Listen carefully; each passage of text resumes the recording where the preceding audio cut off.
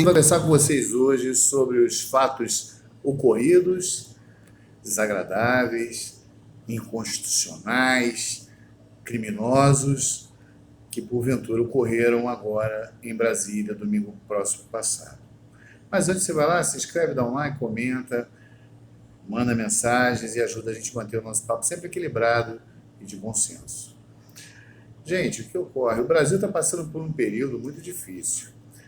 As pessoas, de forma odiosa, vão mostrando no decorrer dos dias e o passar do tempo seu desconhecimento em relação à história do Brasil, seu desconhecimento sobre a legislação brasileira, não sabem o que é expressar opinião, não sabem o que é se manifestar politicamente e acham, alguns, que são utilizados como massa de manobra por muitos que têm interesses políticos, interesses financeiros, que querem se locupletar e acabar com essa nação, como sempre o fizeram, fazem com que o Brasil esteja num caminho torto. E é vendo isso tudo que hoje eu resolvi conversar com vocês para a gente poder bater um papo sobre tudo isso e chegar a uma conclusão plausível de acordo com o que a lei determina e o bom senso. Porque a lei ela resulta como consequência necessária do bom senso, porque toda lei ela é feita para que nós possamos conviver harmonicamente na sociedade. É isso que é lei. A lei é uma regra social, que varia de acordo com país para país, com culturas, costumes, enfim. Mas há uma coisa que não muda, é o direito de nós não nos oprimirmos, não trabalharmos com a opressão, com a ditadura, com a violência. E é isso que a gente busca. Apesar de que muitos ou alguns querem o contrário por conveniências e motivos próprios que não atendem à finalidade e ao fim social. Bom, primeiro eu queria dizer para vocês o seguinte, que expressar opinião, primeiro para isso ocorrer, é necessário que se tenha opinião ou pensamento sobre algo. Algo que tem uma finalidade social pública. Eu penso, logo existo. Eu tenho que pensar, tenho que criar argumentos, tenho que ter metodologia para entender sobre algo e esse algo se expressar. Eu tenho esse direito, você tem esse direito. Mas sem pensamento, sem argumento, discordar violentamente ou querer impor outro em algo, não é expressar opinião, não é ter crítica, não é ter pensar e muito menos é ter o direito de se juntar com mais ignorantes, com mais pessoas que não sabem nada sobre nada e acham que isso é manifestação política ou pública. Não é. Manifestar, ter o direito de aglomerar e juntar com outras pessoas para se manifestar, é necessário que essa manifestação também seja a força motiva disso, seja a expressão de um pensamento, de uma opinião organizacional, pública, de classe, carreira, pensamento, artística. O que nós estamos vendo no Brasil são pessoas que querem oprimir outras, que usam um comportamento mais do que fascista, comportamento totalmente dissociado de ideologia, comportamento mentiroso, hipócrita, violento, banal, fútil, capitaneado por pessoas ignorantes, desprovidas de qualquer pensamento político, ideológico, até porque não sabem o que é ideologia. Não sabem pensar, não têm capacidade para isso. E, tristemente, eu vejo que existem algumas pessoas que supostamente têm educação, supostamente estudaram, e que se tornaram artífices, pensadores de algo que não sabem sequer o que se trata. E eu vou citar o nome de algumas pessoas porque eu não tenho esse problema. Se alguém quiser me processar, quiser conversar, que me chame, não tem problema. Primeiro, um tal de Lacombe, que eu conheci como apresentador de jornal esportivo. Agora, de repente, esse tal de Lacombe resolveu virar um filósofo, o pensador da direita brasileira, que diz que no Brasil não se pode manifestar, não se pode ter opinião. Pode. O problema é que ele não tem opinião sobre nada.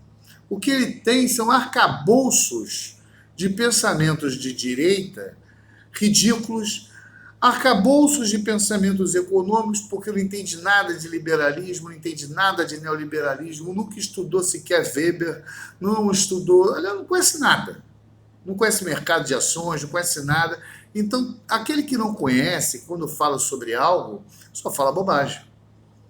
E esse Lacombe eu fico vendo ele falar de contra a democracia, aquele pensamento dele é o que vale. O pensamento contraditório ele despreza, ele acha que é ofensivo a inteligência dele. Outro idiota nesse campo é um tal de Constantino da Jovem Pan. Nem sei se está mais na Jovem Pan, porque eu não tenho o prazer de ficar assistindo essa rádio o tempo inteiro. Até porque achava legal assistir o Pânico, um programa que era legal. Aí entrou para uma vibe que eu não gosto. Mas é outro, que quando teve com o Ciro Gomes passou vergonha. Quando ele está com alguém que tem um poder mais articulado de palavras e de pensar, ele não sabe o que falar, porque ele nem pensador é um pobre membro integrante da imprensa brasileira, vamos colocar assim, porque ele é ridículo, ele é risível, não tem obras, não tem trabalho, não tem livros, ele não é nem perto do Armando Nogueira, no Vilas Boas Correia, no falecido Carlos Chagas, né? E não chega aos pés de um Paulo Francis, nem pensar. Samuel Weiner. Não, ele é um bobo que grita, que ofende, que xinga, que fala como se tivesse razão de tudo. E o simples achar que é dono da razão já faz com que ele seja risível. Porque tudo que se discute em sociedade é contraditório. Cada um tem sua opinião, cada um tem o seu pensar. E aí vem aquilo que nós chamamos de política. A política é a arte de você conseguir harmonizar a sociedade de forma a ter um entendimento que possa fazer com que ela se desenvolva. Mas para essas pessoas não, política é oprimir aquele que pensa diferente, é ofender aquele que diz algo que ele, às vezes nem compreende, às vezes diz até a mesma coisa, mas como ele não compreende, ele acha que tem que ofender. Então essas pessoas não são responsáveis por um pensar público que faz com que o Brasil se adiante, que se mova. Pelo contrário, eles dão um embasamento para tudo isso que houve domingo, que foi patrocinado por um bando de cafajestes, um bando de pessoas que vão ser descobertas. Aliás, já se sabem. O que eu queria ver são esses pastores aí, e vou citar logo de cara dois deles. O tal de pastor Everaldo, que estava preso até outro dia, que não paga um grande vagabundo. Pastor Silas Malafaia, que dão um embasamento ideológico suposto e razão, até partidária, que é o caso do pastor Everaldo, que quer mandar nessa porra desse Brasil. Um bando de canalha. Eduardo Cunha, que está solto. O STF, ele não faz justiça. Ele faz a justiça diante do direito positivo, mas isso não é justiça. E muitos políticos aí que estão nessa, que se Deus quiser serão presos, como esse pilantra desse governador do Distrito Federal, que acobertou com o seu secretário de Segurança essa polícia militar lá, que ficou acobertando a invasão dos poderes constitucionais. Espero que todos sejam presos, punidos, expulsos das instituições democráticas, das instituições civis e das instituições militares, porque concorreram para aquilo que é trágico. Eles transgrediram a Lei de Segurança Nacional. Lei de Segurança Nacional que para muitos não existe mais, mas existe. Reformulada que foi, é a Lei 14.197, basta vocês irem lá. E essas pessoas que foram falando em artigo 142 da Constituição, que não tem nada a ver, como se houvesse algum artigo da Constituição que desse direito às Forças Armadas de ocupar Congresso, de dar golpe. Eu não sei quem é o imbecil que inventou isso, e tem os outros imbeciloides que vão atrás. Infelizmente é assim que funciona. Eu quero ler para vocês a Lei de Segurança Nacional, capítulo 2, o artigo 359, inciso L, que diz o seguinte: tentar, com o emprego, de abolir o Estado Democrático de Direito, impedindo ou restringindo o exercício dos poderes constitucionais. Pena 4 a 8 anos, além da pena correspondente à violência, ou seja, se matou alguém, se quebrou. Só por tentar isso, esse pessoal que está preso agora já pega até 8 anos de cadeia. Tem mais. Depor ou tentar governo eleito, 4 a 12 anos. Então, além da pena correspondente à violência praticada. Então, a Lei de Segurança Nacional está em vigor. O Brasil é um país que as instituições funcionam. E eu espero que os governadores e membros do executivo nos municípios, e que esses pastores e sacerdotes, sejam quais forem, pessoas que têm responsabilidade, que atentem para a sua responsabilidade e façam o Brasil hoje ser mais pacífico, estar em paz para se desenvolver, para podermos trabalhar e podermos fazer esse país crescer, para que os nossos filhos, os nossos netos tenham um país melhor. Quem viveu a ditadura, quem viveu o período até 1985, sabe o quanto foi ruim o período do regime militar brasileiro. Aliás, como todos os regimes militares, todos os períodos militares da história do Brasil, a começar da você que Floriano Peixoto.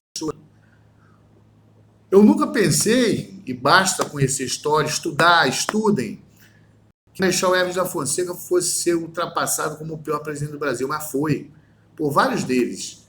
E o mais ridículo, o mais imbecil, o pior presidente da história do Brasil é esse que estava aí até agora, chamado Jair Messias Bolsonaro, que além de tudo é covarde, transgrediu quando não quis passar o governo de forma democrática, transgrediu a lei diversas e diversas vezes, acobertado por outros, como esse procurador-geral da República, o Aras, que ontem estava falando a favor da democracia, mas até outro dia estava puxando o saco do Bolsonaro. Devia ser preso também, por prevaricação. E esse Bolsonaro é tão covarde que agora se enfia no hospital achando que isso vai fazer com que ele fuja das suas responsabilidades. É muito triste, mas vamos continuar lutando por um Brasil melhor. Gente, beijo no coração, paz e bem, sempre.